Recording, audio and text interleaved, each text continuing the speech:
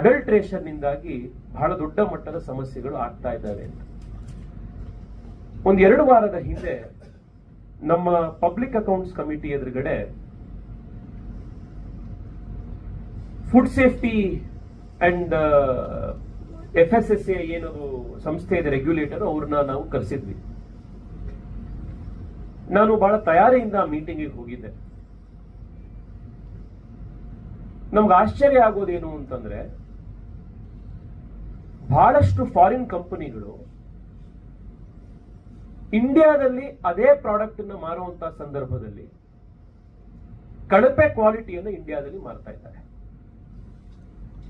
ನೀವು ಯುರೋಪ್ ಅಲ್ಲಿರುವಂತ ಪೆಪ್ಸಿನೋ ಫ್ಯಾಂಟಾನೋ ತಗೊಂಡ್ರೆ ಅಲ್ಲಿ ನೀವು ಅವ್ರು ಬಳಸುವಂತ ಅಲ್ಲಿನ ಕಲರಿಂಗ್ ಏಜೆಂಟ್ಸ್, ಅಲ್ಲಿ ಬಳಸುವಂತ ಶುಗರ್ ಕ್ವಾಂಟಿಟಿಗೂ ಅದೇ ಫ್ಯಾಂಟಾ ಅದೇ ರೀತಿ ಪ್ಯಾಕೇಜ್ ಆಗಿರುವಂತ ಬೆವರೇಜಸ್ ಅನ್ನ ಇಂಡಿಯಾದಲ್ಲಿ ಮಾರಬೇಕಾದಾಗ ಅವರು ಕಳಪೆ ಕ್ವಾಲಿಟಿಗಳನ್ನ, ಬಹಳ ಡೇಂಜರಸ್ ಆಗಿರುವಂತಹ ಫುಡ್ ಕಲರ್ಸ್ ಗಳನ್ನ ಬಳಸ್ತಾ ಇರುವಂತದ್ದು ಗಮನಕ್ಕೆ ಬಂದಿದೆ.